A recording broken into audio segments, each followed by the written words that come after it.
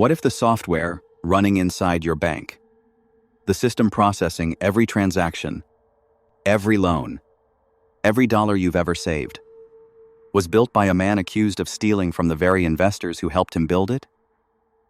A man who talked about mathematics and philosophy when shareholders demanded answers. A man who watched $1 billion vanish in a single morning and said everything was fine. A man who, in the end, simply took his company and walked away from public scrutiny forever.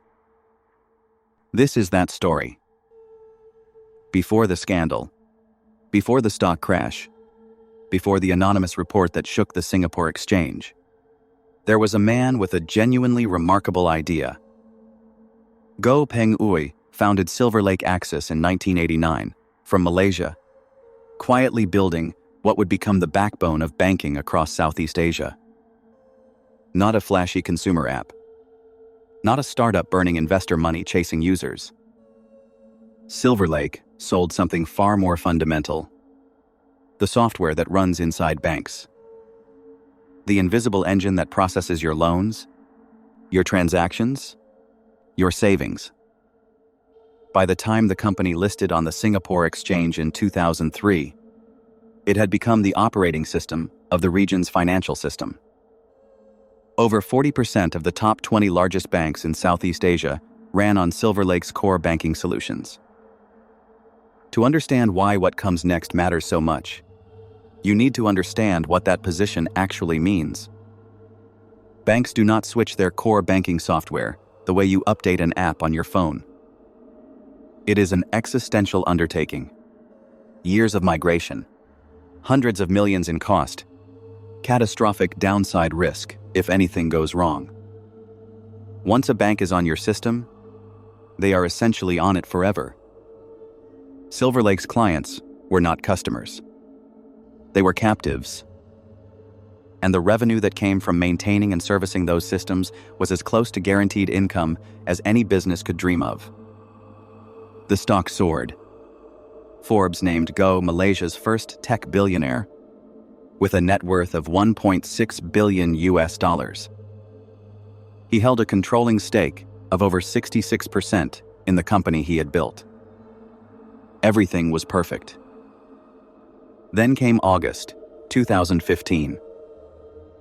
It started with a document, 42 pages, posted anonymously to an online investment forum on the night of August 20th, 2015, authored by someone going only by the name Razor99.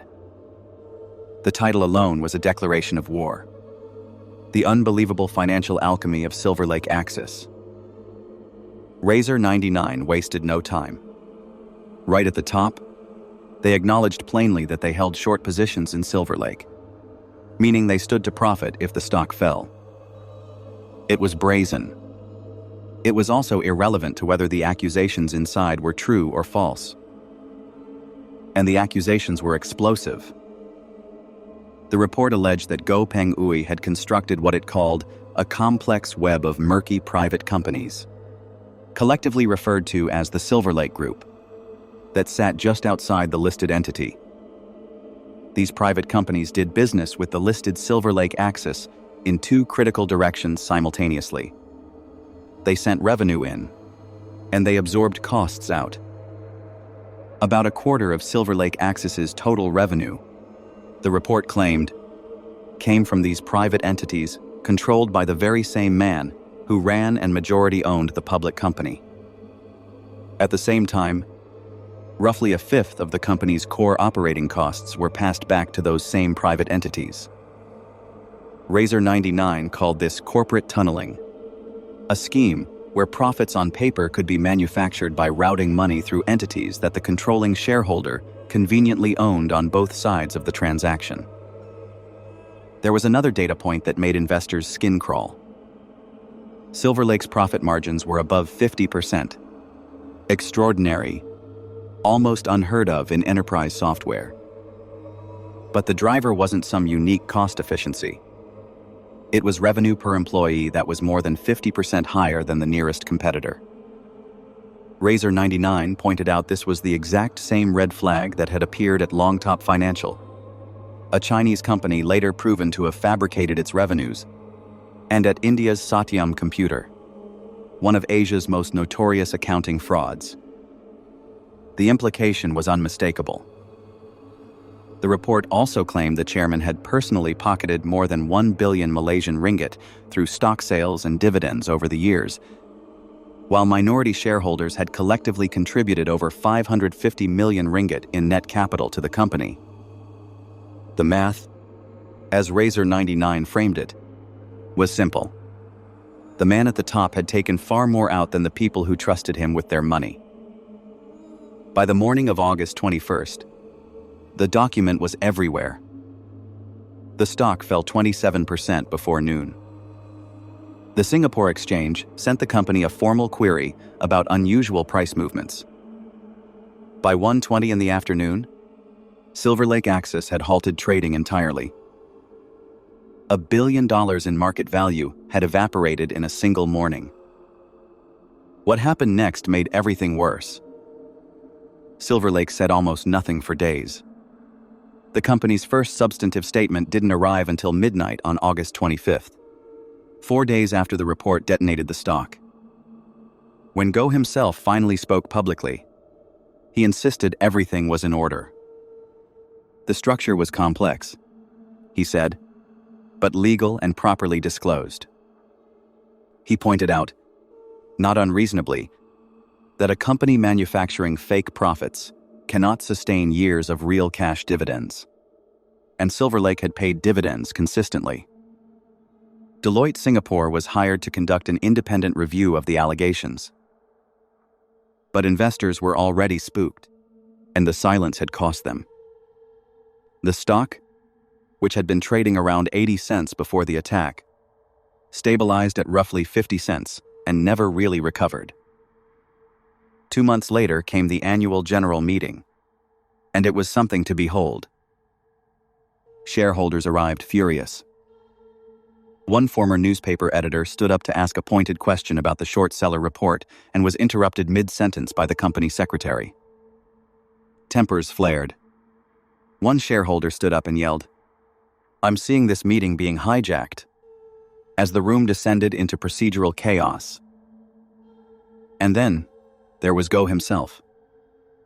When it came time for him to address investors, he launched into an extended monologue that covered, among other things, his views on the E8 mathematical model, an abstract mathematical structure featuring 248 dimensions that had appeared on the cover of every Silverlake annual report since 2007.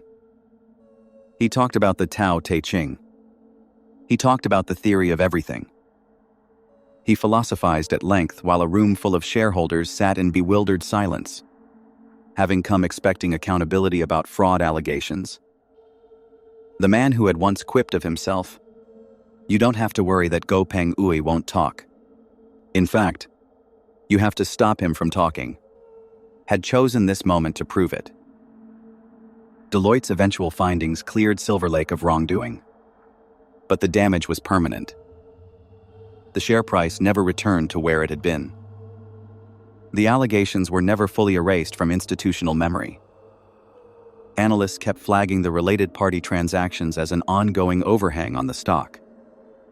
For years after, the question wasn't whether Silverlake was a good business. It clearly was. The question was whether you could fully trust what you were looking at. Goh Peng Ooi had apparently had enough of the public markets.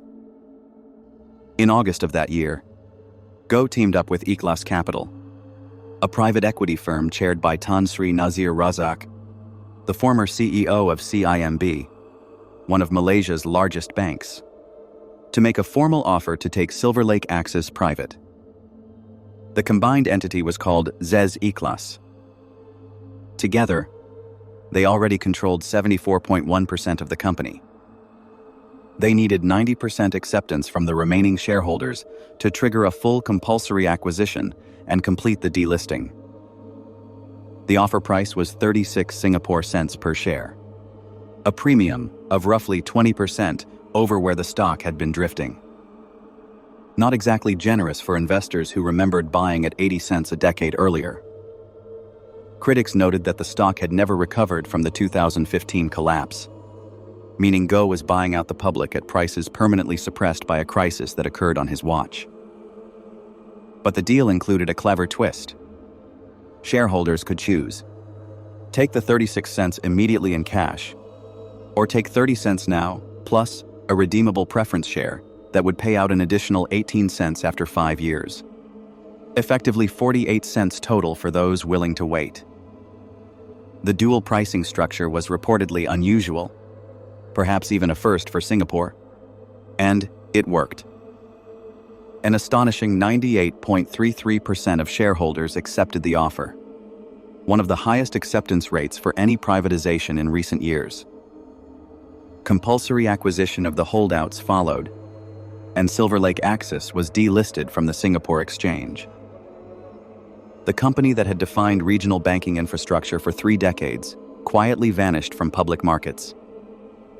Goh, having weathered the scandal, the suspicion, and the slow bleed of a damaged stock price, walked away in full control. No more a G-miss. No more short sellers circling. No more shareholders demanding answers in a room. The story of Silverlake Axis is not a clean morality tale. Deloitte cleared the company. The business was real. The banks that ran on Silverlake systems continued running on them. No criminal charges were ever filed. But something else is also true. A company at the center of Southeast Asia's financial infrastructure spent nearly a decade under a cloud it never fully escaped. The controlling shareholder pocketed over R1 billion, while minority investors watched their shares sit far below the highs. And in the end, the man who built it all simply chose to take his company off the board entirely, away from scrutiny, away from disclosure requirements, away from any room where an angry shareholder might stand up and demand an answer. Whether that's a vindication or a conclusion, that's for you to decide.